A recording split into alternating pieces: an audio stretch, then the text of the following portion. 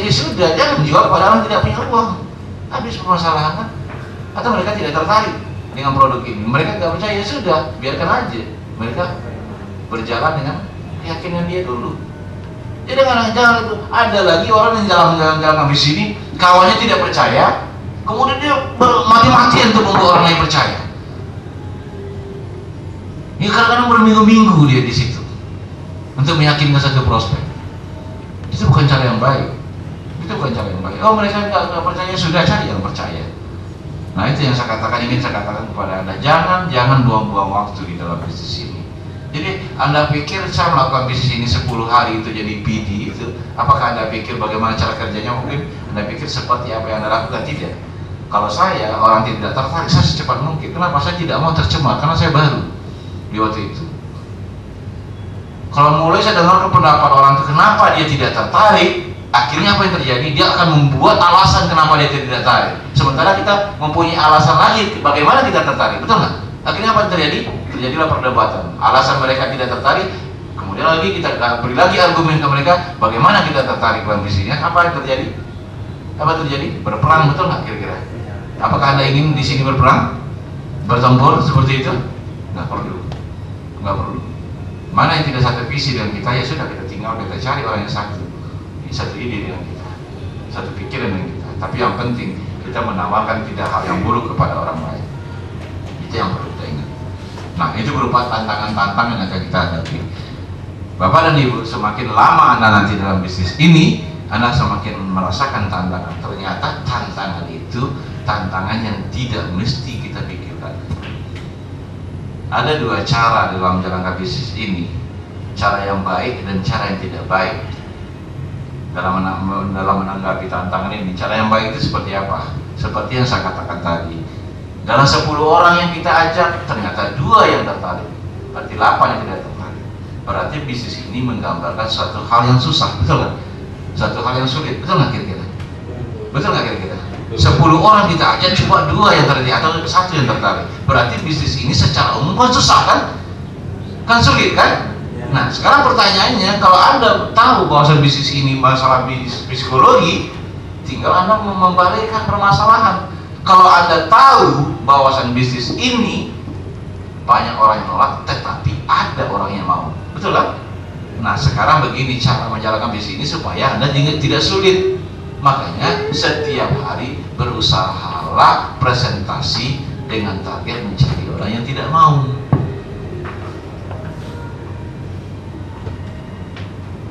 Mengerti Bapak? Kalau presentasi tapi yakin ya, semangat ya. Nah, contoh ke kawan Bapak bilang gini, ini ada bisnis bagus nih, tapi saya nggak yakin kamu mau. Kayak tipe kamu ini nggak mau nih. Itu caranya. Bisnis seperti apa? Nah, ini dia. Produk ini, bayangkan ini produk yang luar biasa produk, tapi ini bisnisnya, ini penghasilannya, ini buktinya. Tapi saya yakin kamu nggak mau. Udah kayak gitu. Udah. Pasti itu. Tapi kalau orang yang mau, apa tunggu dulu, ini gimana nih? Pasti begitu dia. Sombong sekali katanya. Saya ingin tahu juga nih gimana. Akhirnya akan ketemu kita dengan orang yang seperti itu. Percaya nggak? Akan ketemu. Ini permasalahannya masalah psikologi. Tapi kalau kita ngotot 10 orang itu mau, kita inginkan seperti itu, nggak ketemu dia. Oleh karena itu tantangan dalam bisnis ini hanyalah masalah sikap. Makanya rumusan dalam hidup ini selalu saya katakan, masalah bukanlah masalah. Masalah bukanlah masalah. Yang masalah itu adalah bagaimana sikap kita terhadap masalah itu yang menjadi masalah. Oke? Itu masalah psikologi gitu.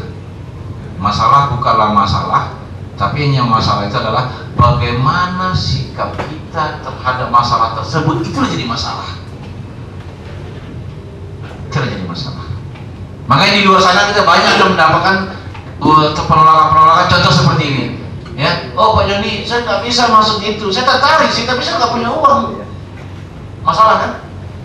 Nah, kalau orang yang benar, karena kamu tidak punya uang itu, makanya saya ajak dalam bisnis ini supaya kamu punya uang. Nah, coba pikirkan itu. Tapi tetap saja manusia berprinsip seperti itu, membela diri, berargumen. Makanya benar sekali kata Albert Schweitzer dalam satu bukunya Dia mengatakan salah satu penyakit manusia yang paling parah bukan kanker, bukan sakit jantung, bukan sakit diabetes segala macam, tetapi penyakit suka membuat alasan. Itu disebut dengan exosus. Exosus itu penyakit suka buat alasan. Coba perhatikan itu. Coba perhatikan Anda kebiasaan kita sehari-hari. Pasti kita suka buat alasan. Kita sulit sekali untuk jadi manusia yang sportif. Suka membuat alasan. Kenapa kamu tidak hadir? Oh Pak gini, Pak hujan. Emangnya hujan itu menghalangi kita? Coba kita kena hujan, bisa nggak kita datang ke ruangan ini? Coba pikirkan. Jujur kita ini sekarang. Hujan, hari hujan. Sekarang katakan nggak ada payung. Bisa nggak kita datang ke ruangan ini? Bisa, sebenarnya bisa, tapi hujan jadi masalah. Kemudian kalau panas nanti gimana lagi? Masalah lagi, oh Pak terlalu terik sekali Pak katanya. Panas, nggak bisa saya hadir. Nah, akhirnya apa yang terjadi? Semua kita mencari alasan. Nah, semakin kecil alasan kita, makanya hasil semakin besar kita dapatkan dalam kehidupan. Makanya pertanyaan saya sekarang ini adalah kepada Anda ingin hasil atau ingin alasan? Anda nggak bisa dua-duanya. Kalau Anda ingin hasil dalam kehidupan ini, perkecil alasan Anda. Tapi kalau Anda suka beralasan, jangan kecilkan hasil. Nggak akan dapat Anda hasil yang baik. Jadi, orang yang banyak alasan itu nggak akan punya hasil yang baik dalam kehidupan ini. Tapi kalau Anda ingin hasil, perkecil alasan Anda. Biarlah alasan itu bagi orang-orang yang gagal, tapi jangan itu menjadi alasan Anda. Biarkan mereka punya alasan. Ya kenapa nggak datang? Waduh, kebetulan ini, kebetulan saya ada ini. Kebetulan kaki saya kemarin kena duri ini, nggak bisa saya datang katanya. Nah itu kan alasan kan seperti itu. Kan banyak aja alasannya, betul nggak? Tapi alasan kita datang juga ada, alasan kita tidak datang juga ada. Hati-hati ya, itu masalah sikap semuanya, itu masalah psikologi.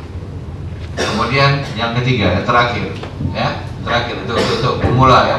Yang ketiga, Anda di dalam bisnis ini ya harus tahu bahwa bisnis ini ada satu proses yang disebut investasi.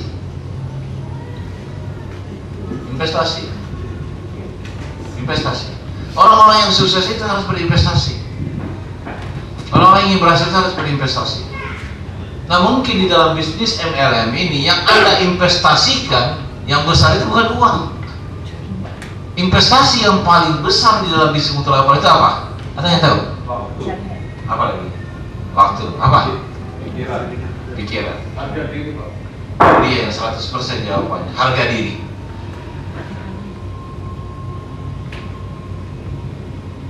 Kadang-kadang kita waktu menawarkan bisnis, sarjana masa kan itu kerja. Nah kemudian karena harga diri kita sebenarnya murah, akhirnya apa yang terjadi? Iya, yang malu juga gengsi gitu. Akhirnya apa yang terjadi? Kalau Anda gengsi dalam kehidupan ini, Anda tidak akan pernah jadi orang kaya. Karena orang kaya, orang sukses itu nggak pernah orang gengsian. Justru lebih baik Anda gengsi kalau Anda miskin. Ya, betul itu. Ini kadang-kadang, ya. Apa SMS ya? Ya SMS. Nah, banyak orang seperti itu. Anda kalau gengsi, Anda tidak akan pernah sukses dalam kehidupan. Terus terang sekali. Makanya nanti suatu saat Anda akan ketemu dengan saya dalam seminar leadership dalam keadaan berbeda barangkali. Ya, kalau ibu-ibu, ya kalau wanita pulang itu nggak ada pakai lipstick lagi pulang, bisa saya buat seperti itu dalam seminar. Kenapa? Kadang-kadang orang supaya jangan kena debu wajahnya dia takut. Wah, terlalu dijaga sekali penampilan.